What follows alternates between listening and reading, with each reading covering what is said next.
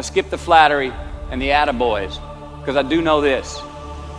The sooner that we become less impressed with our life, with our accomplishments, with our career, with whatever that prospect is in front of us, the sooner we become less impressed and more involved with that and these things, the sooner we get a whole lot better at doing it. So, I'm going to talk to you about some things I've learned in my journey. Most from experience, some of them I heard in passing, many of them I'm still practicing, but all of them I do believe are true. Now, they may be truths to me, but don't think that that makes them mine, because you cannot own a truth. So please think of these as signposts, approaches, paradigms that give some science to satisfaction. They're yours to steal, they're yours to share, liken to your own lives, to personally apply in your own lives, in your own way, should you choose to. So, here we go. Number one, life's not easy. Life is not easy. It is not. Don't try to make it that way. Life's not fair. It never was. It isn't now, and it won't ever be. Do not fall into the trap, the entitlement trap, of feeling like you're a victim. You are not. Get over it and get on with it. And yes, most things are more rewarding when you break a sweat to get them. Fact. Number two, I love this one. Unbelievable is the stupidest word in the dictionary. Should never come out of our mouths. Think about it. To say, oh wow, what an unbelievable play. It was an unbelievable book, an unbelievable film, an unbelievable act of courage. Really? It may be spectacular, it may be phenomenal, most excellent or outstanding, but unbelievable? Give others and yourself more credit. It just happened. You witnessed it. You just did it. Believe it. What about the other side of unbelievable? You know, that side when we humans underperform or act out of our best character. For instance, man flies a suicide jet into the World Trade Center. Millions die from diseases every day that we have cures for. Bob the Builder swears that he's going to have your house built by Thanksgiving, and you can't move in until Christmas the next year. Our best friends lie to us, and we lie to ourselves all the time. Unbelievable? I don't think so. Again, it just happens, and it happens every day. Nothing that we Homo sapien earthlings do is unbelievable. And if there's one thing you can depend on people being, it's people. So we shouldn't be surprised. We, us, are the trickiest mammals walking the planet. I'm not worried about the monkeys. I'm worried about you and me. So acknowledge the acts of greatness as real, and do not be naive about mankind's capacity for evil, nor be in denial of our own shortcomings.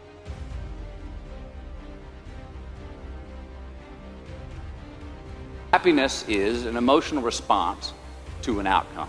If I win, I will be happy. If I don't, I won't. It's an if-then, cause and effect, quid pro quo standard that we cannot sustain because we immediately raise it every time we attain it. You see, happiness demands a certain outcome. It is result reliant. And I say if happiness is what you're after, then you're going to be let down frequently, and you're going to be unhappy much of your time. Joy, though, joy is a different thing. It's something else. Joy is not a choice. It's not a response to some result. It's a constant. Joy is the feeling that we have from doing what we are fashioned to do, no matter the outcome. Now, personally, as an actor, I started enjoying my work and literally being more happy when I stopped trying to make the daily labor a means to a certain end. For example, I need this film to be a box office success. You know, I need my performance to be acknowledged. I need the respect of my peers. All those are reasonable aspirations, but the truth is, as soon as the work, the daily making of the movie, the doing of the deed became the reward in itself for me, I got more box office, more accolades and respect than I ever had before. See, joy is always in process. It's under construction. It is in constant approach, alive and well in the doing of what we're fashioned to do and enjoying it. Number 4, define success for yourself. Define success for yourself. Now check this out. I'm in south of New Orleans a few years ago, and I went to a voodoo shop. And they had this wooden partition against the wall with these columns. And in these columns were all these vials of these magic potions, right? And the headings above each potion defining what they would give you were things like fertility, health, family, legal help, energy, forgiveness, money. Guess which column was empty? Money. Let's admit it. Money is king today. It's what makes the world go round. It is success. The more we have, the more successful we are, right? Now, I would argue that our cultural values have even been financialized. Humility is not in vogue anymore. It's too passive. It's a get rich quick on the internet, rich is 15 minutes of fame world that we live in, and we see it every day. But we all want to succeed, right? So the question that we got to ask ourselves is what success is to us, what success is to you. Is it more money? That's fine. I got nothing against money. No?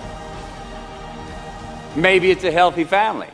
Maybe it's a happy marriage. Maybe it's to help others, to be famous, to be spiritually sound, to leave the world a little bit better place than you found it. Continue to ask yourself that question. Now, your answer may change over time, and that's fine. But do yourself this favor. Whatever your answer is, don't choose anything that will jeopardize your soul. Prioritize who you are, who you want to be, and don't spend time with anything that antagonizes your character. Don't drink the Kool-Aid, man. It tastes sweet, but you will get cavities tomorrow, all right? Life is not a popularity contest. Be brave, take the hill, but first answer that question, what's my hill? So, how do I define success? For me, myself. Well, for me, it's a measurement of 5 things. We got fatherhood. We got being a good husband. We got my health, mind, body, and spirit. We got career, and we got friendships. These are what's important to me in my life right now. So I try to measure these 5 things each day. I check in with them. I like to see whether or not I'm in the debit section or the credit section with each one. Am I in the red or am I in the black? You follow? For instance, sometimes say my career's rolling. All right, it's way up here in the black, but I see how my relationship with my wife maybe could use a little bit more of my attention. I got to pick up the slack on being a better husband. Get that one out of the red. Or say my spiritual health could use some maintenance. It's down here, but hey, man, my friendships and my social life, they're in high gear, right? I got to recalibrate. Checks and balances. I got to go to church. Remember to say thank you more often, something. But I got to take the tally because I want to keep all 5 in healthy shape. And I know that if I don't take care of them, if I don't keep up maintenance on them, one of them is going to get weak, man. It's going to dip too deep into the debit section. It's going to go bankrupt. It's going to get sick, die even. So first, we have to define success for ourselves. And then we have to put in the work to maintain it. Take that daily tally. Tend our garden. Keep the things that are important to us in good shape. I mean, let's admit it. We've all got 2 wolves in us. A good one and a bad one. And they both want to eat. Best I can tell, we just got to feed that good one a little more than the other one. Here we go. Number 5.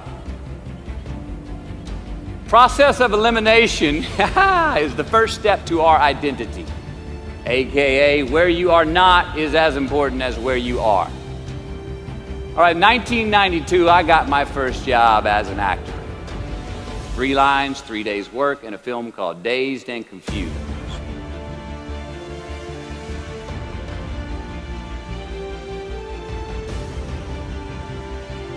So this director of that film, Richard Linklater, he kept inviting me back to set each night, putting me in more scenes, which led to more lines, all of which I happily said yes to. I mean, I'm having a blast. People are telling me I'm good at what I'm doing, and they're writing me a check for $325 a day. I mean, hell yeah, give me more scenes. I love what I'm doing. Well, by the end of the shoot, by the end of the film, those 3 lines had turned into over 3 weeks' work, and it was mine. It was Wooderson's 1970 Chevelle that we went to go get Aerosmith tickets in, man. Yeah, it was badass. Well, a few years ago, I'm watching this film again, and I noticed 2 scenes that I really shouldn't have been in. In one of these scenes, my character Wooderson, I exit screen left to head somewhere, and then I re-enter the screen and to double check if any of the other characters wanted to go with me. Now, in rewatching the film, and you'll agree if you know Wooderson, Wooderson's not a guy who would ever say, later, and then come back to see if you were sure you didn't want to go. Now, when Wooderson leaves, Wooderson is gone. He does not stutter, step, flinch, rewind, ask twice, or solicit. You know what I'm talking about. Wooderson has better things to do, like liking those high school girls, man, because I get older and they stay the same age. My point is, I should not have been in that scene. Shouldn't have come back. Should have exited screen left and never come back. But back then, making my first film, getting invited back to the set, cashing that check and having a ball, I wanted more screen time. I wanted to be in the scene longer and more and come back into the scene, right? But I shouldn't have been there. Wooderson shouldn't have been there. It is just as important where we are not as it is where we are. Look, the first step that leads to our identity in life is usually not, I know who I am, I know who I am. That's not the first step. The first step's usually, I know who I am not. Process of elimination. Defining ourselves by what we are not is the first step that leads us to really knowing who we are. You know that group of friends that you hang out with that they really might not bring out the best in you? You know, they gossip too much, or they're kind of shady. They really aren't going to be there for you in a pinch. Or how about that bar that we keep going to that we always seem to have the worst hangover from? Or that computer screen, right? That computer screen that keeps giving us an excuse not to get out of the house and engage with the world and get some real human interaction. Or how about that food that we keep eating? The stuff that tastes so good going down and makes us feel like crap the next week when we feel lethargic and we keep putting on weight. Well, those people, those places, those things, stop giving them your time and energy. Just don't go there. I mean, put them down. And when you do this, when you do put them down, when you quit going there, and you quit giving them your time, you inadvertently find yourself spending more time and in more places that are healthy for you, that bring you more joy. Why? Because you just eliminated the who's, the where's, the what's, and the when's that were keeping you from your identity. Like, trust me, too many options, I promise you, too many options will make a tyrant of us all. All right, so get rid of the excess, the wasted time. Decrease your options. And if you do this, you will have accidentally, almost innocently, put in front of you what is important to you by process of elimination. Knowing who we are is hard. It's hard. So give yourself a break. Eliminate who you are not first, and you're going to find yourself where you need to be. Number 6, don't leave crumbs. And the beauty of delayed gratification. So what are crumbs? Well, the crumbs I'm talking about are the choices that we make that make us have to look over our shoulder in the future. You didn't pay that guy back the money that you owed him, and tonight you just saw him 3 rows behind you. Shit. You slept around on your spouse, and you just found out that tomorrow she and the lady you're having an affair with are going to be at the same PTA meeting. Shit again. You drank too much last night. You're too hungover to drive your son to his 8 a.m. Saturday morning baseball practice. These are the crumbs. They come in the form of regret, guilt, and remorse. You leave crumbs today, they will cause you more stress tomorrow. And they disallow you from creating a customized future in which you do not have to look over your shoulder. So let's flip the script. Instead of creating outcomes that take from us, let's create more outcomes that pay us back, fill us up, keep your fire lit, turn you on for the most amount of time in your future. These are the choices I'm talking about. And this is the beauty of delayed gratification. All right, tee yourself up. Do yourself a favor. Make the choices, the purchases today that pay you back tomorrow. Residuals. In my business, we call it mailbox money. If I do my job well today, and that movie keeps rerunning on TV, 5 years from now, I'm getting checks in the mailbox. It's a heck of a deal. So whether it's prepping the coffee maker the night before, so all you got to do is press the button in the morning, or getting ready for the job interview early so you don't have to cram the night before, or choosing not to hook up with that married woman because you know you're going to feel horrible about it tomorrow, and her husband carries a gun, or paying your debts on time so that when you do see that guy 3 rows back tonight, you don't have to hunker down in your seat hoping that he don't see you. Get some ROI. You know what that is? Return on investment. Your investment. You. Customize your future. Don't leave crumbs. Number 7. Dissect your successes and the reciprocity of gratitude. We so often focus on failure, don't we? We study failure. We obsess with failure. We dissect failure and our failures. We dissect them so much we end up intoxicated with them to the point of disillusion. I mean, when do we write in our diary? Usually when we're depressed. What do we gossip about? Other people's flaws and limitations. And we can dissect ourselves into self-loathing if we're not careful. I find that most of the times our obsession with what is wrong just ends up breeding more wrong, more failure. Now, the easiest way to dissect success is through gratitude. Giving thanks for that which we do have, for what is working. Appreciating the simple things we sometimes take for granted. We give thanks for these things, and that gratitude reciprocates, creating more to be thankful for. It's really simple, and it works. Now, I'm not saying be in denial of your failures. No, we can learn from them too, but only if we look at them constructively, as a means to reveal what we are good at, what we can get better at, what we do succeed at. Now, personally, I've read a whole lot of my bad reviews. All right? I've had quite a few. Written by the more talented critics, they are the ones who give constructive bad reviews. They reveal to me what did translate in my work, what came across, what was seen, or what wasn't. Now, I don't obsess on the unfavorable aspect of their review, but I do seek what I can learn from it. Because their displeasure actually uncovers and makes more apparent what I do well, what I am successful at, and then I dissect that.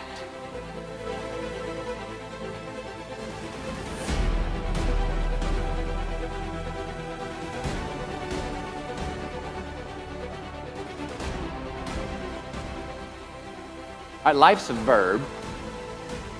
We try our best, we don't always do our best. Well, architecture is a verb as well. Yes, it is.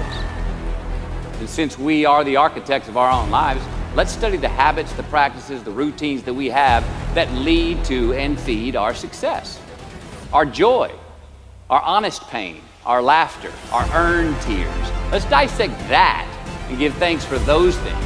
And when we do that, guess what happens? We get better at them, and we have more to dissect. Number 8, make voluntary obligations. All right, mom and dad, since we were young, they teach us things as children. Teachers, mentors, the government, laws, they all give us guidelines for which to navigate this life. Rules to abide by in the name of accountability. I'm not talking about those obligations. I'm talking about the ones that we make with ourselves, with our God, with our own consciousness. I'm talking about the you versus you obligations. We have to have them. Now, again, these are not societal laws and expectations that we acknowledge and endow for anyone other than ourselves. These are faith-based obligations that we make on our own. These are not the lowered insurance rates for a good driving record. You will not be fined or put in jail if you do not gratify these obligations I speak of. No one else governs these but you. They are your secrets with yourself, your own private counsel, personal protocols. And while nobody throws you a party when you abide by them, no one's going to arrest you when you break them either, except yourself. Or some cops who got a disturbing the peace call at 2:30 in the morning because you were playing bongos in your birthday suit. That was me. An honest man's pillow is his peace of mind. And when you lay down on that pillow at night, no matter who's in your bed, we all sleep alone. These are your personal Jiminy Crickets, and there are not enough cops in the entire world to police them. It's on you. It's on you. Number 9, from can to want. All right, check this out. In 1995, I got my first big paycheck as an actor. I think it was 150 grand. The film was on Boys on the Side, and we were shooting in Tucson, Arizona. And I had this sweet little adobe guest house on the edge of the Saguaro National Park. The house came with a maid, my first maid. It was awesome. So I got a friend over one Friday night. We're having a good time, and I'm telling her about how happy I am with my setup. The house, the maid, especially the maid. And I'm telling her, look, this lady, she cleans the place up after I go to work. She washes my clothes, the dishes, puts fresh water by my bed, leaves me cooked meals sometimes. Look, she even presses my jeans. And my friend, she smiles at me, happy that I'm excited over this. And she says, well, that's great, Matthew, if you like your jeans pressed. And I kind of looked up at her, my jaw caught hanging open. I stuttered a moment, had that dumbass look that you get when you've just been told the truth and you didn't think about it, and it hit me. I hate that line going down the front of my jeans. I hate that line. And it was then, for the first time, that I noticed it. I'd never thought about not liking that starch line down the front of my jeans because I'd never had a maid to iron my jeans before. And since she did, now for the first time in my life, I just liked it because I could get it. I never thought about if I really wanted it. Well, I didn't want it there, that line. And that night I learned something. Look, just because you can, nah, come on. It's not a good enough reason to do something. Even when it means having more. All right, be discerning. Choose it because you want it. Do it because you want to. Never had my jeans pressed again. I hate that line. Number 10, a roof is a man-made thing. This may cut a little close to the bone since the geography, but I think we all were there and we'll all remember where we were. But in January the 3rd, 1993, it was the NFL playoffs, and your Houston Oilers were playing the Buffalo Bills. The Oilers were up 28-3 at halftime, 35-3 early in the third. Frank Reich and the Bills come back to win 41-38 in overtime for one of the greatest comebacks in NFL history. Yeah, the Bills won, but they didn't really beat the Oilers. The Oilers lost that game. They beat themselves. Y'all remember that, huh? Why? Why'd they beat themselves? Or how? Was it because at halftime they put a ceiling, a roof, a limit on their belief in themselves, aka the prevent defense? Or maybe they started thinking about the next opponent in the playoffs at halftime. I mean, they were up. Then they came out and played on their heels, lost the mental edge the entire second half, and voila, they lost. In a mere 2 quarters, defensive coordinator Jim Eddy went from being called the defensive coordinator of the year and the man first in line to be a head coach next year to a man without a job in the NFL. You ever choked? Nobody has ever choked? I have. You know what I'm talking about, fumbling at the goal line, stuck your foot in your mouth once you got to the microphone, had a brain freeze on the exam that you were totally prepared for, forgot the punchline to a joke in front of 4,000 graduating students at the University of Houston commencement. Or maybe you've had that feeling of, oh my God, life just cannot get any better than this moment. And ask yourself, do I deserve this? Now what happens when we get that feeling? Tense up. We have this sort of outer body experience where we are literally seeing ourselves in the third person. And we realize that the moment just got bigger than us. You ever felt that way? I have. And it's because we have created a fictitious ceiling, a roof to our expectations of ourselves, a limit where we think it's all too good to be true. But it's not. And it's not our right to say or believe it is. We shouldn't create these restrictions on ourselves. A blue ribbon, a statue, a score, a great idea, the love of our life, a euphoric bliss. Who are we to think that we don't deserve or haven't earned these gifts when we get them? It's not our right. But if we stay in process, all right, within ourselves, in the joy of the doing, we will never choke at the finish line. Why? Because we aren't thinking of the finish line. Because we're not looking at the clock. We're not watching ourselves on the Jumbotron performing the very act that we're in the middle of. No, we're in process. The approach is the destination, and we are never finished. Bo Jackson, what did he do? He used to run over the goal line, through the end zone, and up the tunnel. The greatest snipers and marksmen in the world, they don't aim at the target. They aim on the other side of the target. We do our best when our destinations are beyond the measurement, when our reach continually exceeds our grasp, and when we have immortal finish lines. And when we do this, the race is never over. The journey has no port. The adventure never ends because we are always on the way. So do this, and let somebody else come up and tap you on the shoulder and say, hey, you scored. Let them run up and tap you on the shoulder and say, man, you won. Let them come tell you, you can go home now. Let them say, I love you too. Let them say, thank you. Take the lid off the man-made roofs that we put above ourselves and always play like an underdog.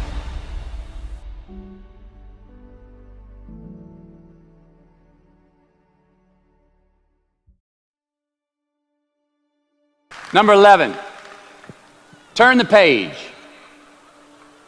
The late and great University of Texas football coach Darrell Royal. I don't know if y'all remember him. He won a national championship in '69. He won a couple of national championships. You know Darrell Royal? He was a friend of mine and a good friend of many people. Now, a lot of people looked up to this man. One of the people who looked up to him was a musician named Larry. Now, at this time in his life, Larry was in the prime of his country music career. He had #1 hits, and his life was rolling. And he had picked up a bad habit of snorting the white stuff somewhere along the line. And at one particular party, after a bathroom break, Larry went confidently up to his mentor, Darrell, and he started telling him a story. Coach Royal listened, as he always had. And when Larry finished his story and was about to walk away, Coach Royal put a gentle hand on his shoulder, and he very discreetly said, hey, Larry, you got something on your nose there, bud. But Larry immediately hurried to the bathroom mirror where he saw some of the white powder that he hadn't cleaned off his nose. He was ashamed. He was embarrassed. As much because he felt so disrespectful to Coach Royal, and as much because he'd obviously gotten too comfortable with the drug to even hide it as well as he should. Well, the next day, Larry went to Coach's house. He rang the doorbell. Coach answered, and he said, Coach, I need to talk to you. Darrell said, sure, come on in. Larry confessed. He purged his sins to Coach. He told him how embarrassed he was and how he had lost his way in the midst of all this fame and fortune. And towards the end of an hour, Larry, who was in tears, he asked Coach, he said, "Coach, what do you think I should do?"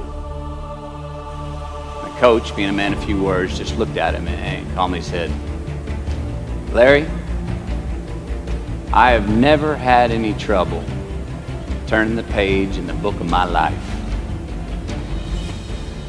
Larry got sober that day, and he's been sober for the last 40 years. You ever get in a rut? You know what I'm talking about? You get in a funk? Get stuck on the merry-go-round of a bad habit? I have. Look, we're going to make mistakes. You got to own them. Then you got to make amends. And then you got to move on. Guilt and regret kills many a man before their time. So turn the page. Get off the ride. You are the author of the book of your life. Turn that page.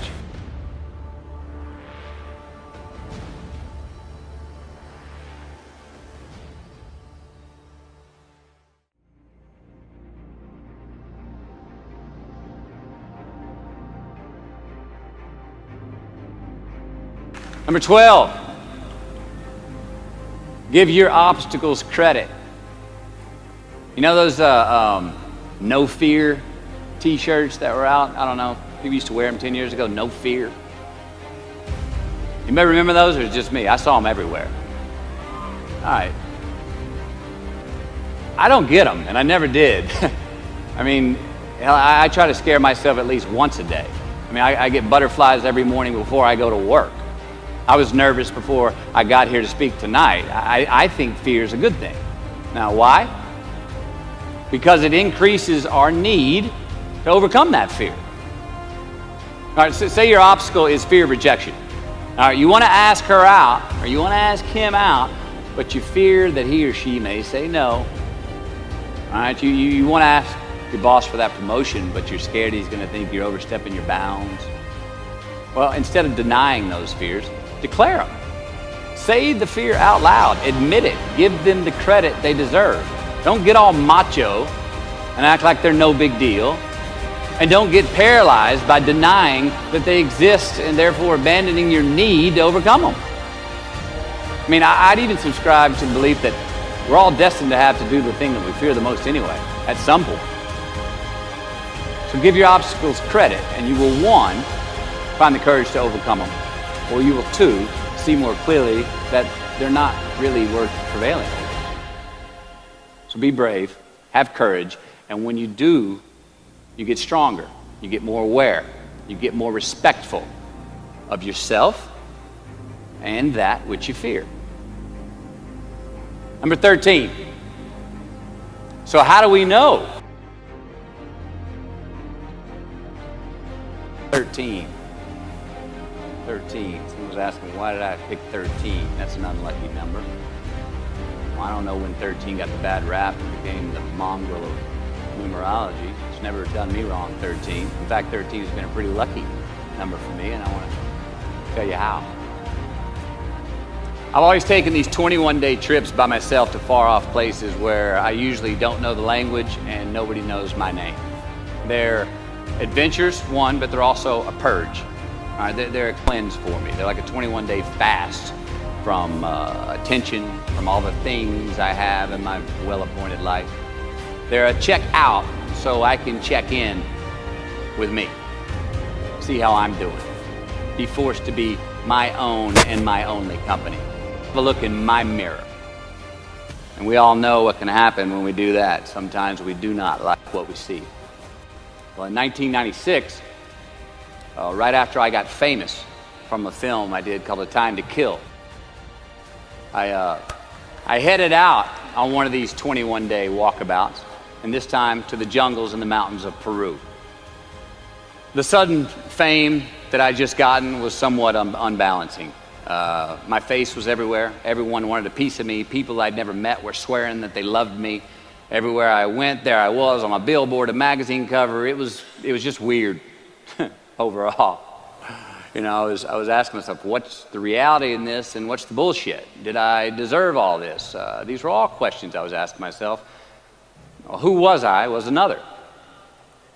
Now, there's always an initiation period with these trips, an amount of time that it takes for the place to initiate the traveler, the time it takes to disconnect from the world we just left and become completely present in the one we are traveling in.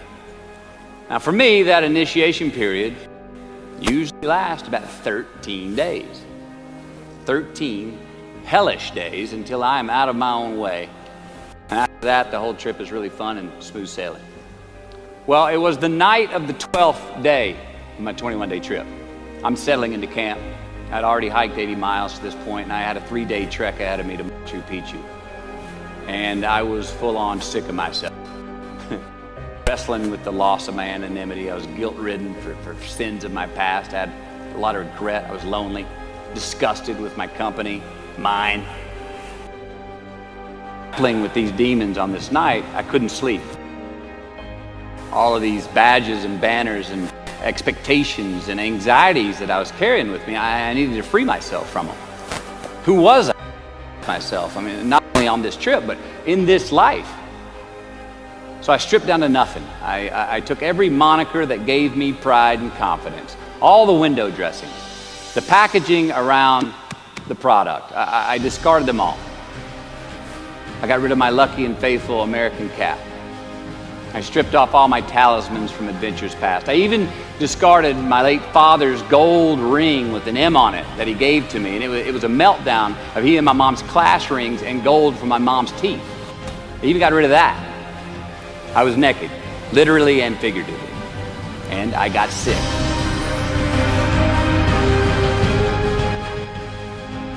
I awoke on this 13th morning to a rising sun, surprisingly fresh and energized.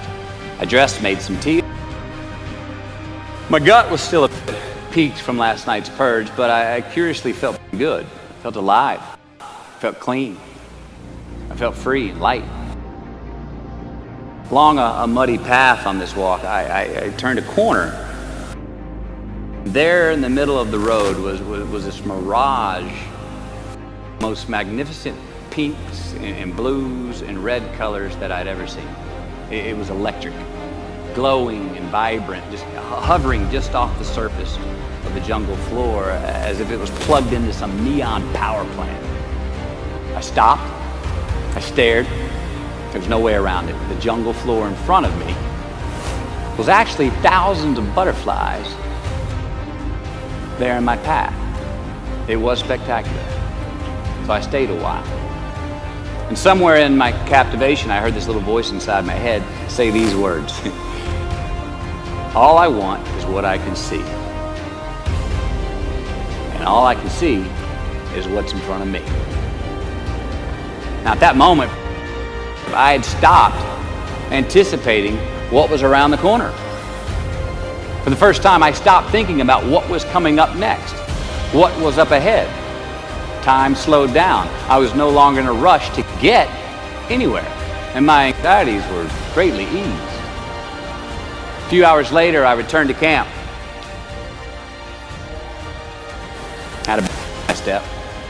Even the local Sherpas I was traveling with, they noticed calling out to me, "Sois luz, Mateo, sois luz," which means you are light in Spanish. See, I forgave myself that morning. I let go of the guilt. The weight that was on my shoulders was lifted. Penance was paid, and I got back in good graces with my God, and I shook hands with myself, my best friend, the one that we're all stuck with anyway, ourselves. And from that morning on, the adventure was awesome. I was present. I was out of my own way. I was not anticipating next. I was embracing only what was in front of my eyes and giving everything the justice that it deserved. You see, I crossed the truth that morning. Now, did I find it? I don't know. I think it found me. Why? Because I put myself in a place to be found. I put myself in a place to receive the truth. We know when we cross the truth.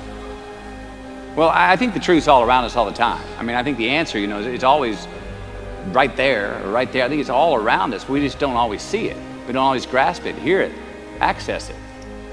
Usually because we're not in the right place to do so. So what do? First, I believe we've got to put ourselves in the place to receive the truth.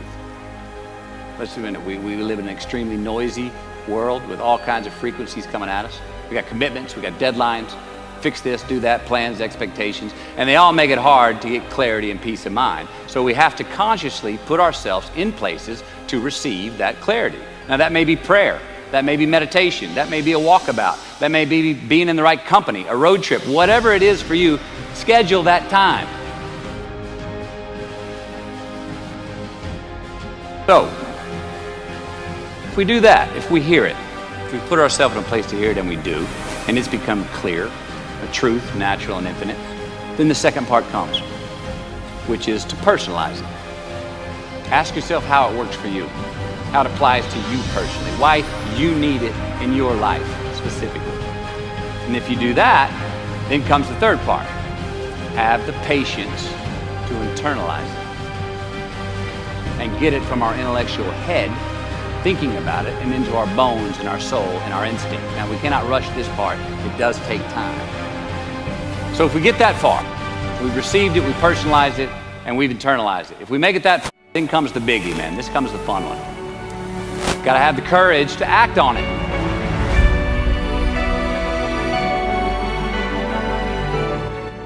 To actually take it into our daily lives and practice it. To make it an active part of who we are and live it. If we do that, all right, if we can do that, then we have what I believe is heaven right here on earth. And that's the place where what we want is also just what. I mean, that's the ticket, isn't it? Think about it. I know that's where I want to live. So while we're here, and they're going to run across the Jumbotron, let's make it a place where we break a sweat, where we believe, where we enjoy the process of succeeding in the places and ways that we are fashioned to, where we don't have to look over our shoulder because we're too busy doing what we're good at, voluntarily keeping our own counsel because we want to, traveling towards immortal finish lines. We write our own book, overcoming our fears. We make friends with ourselves. And that is the place that I'm talking about. Thank you. Good luck. You just keep living.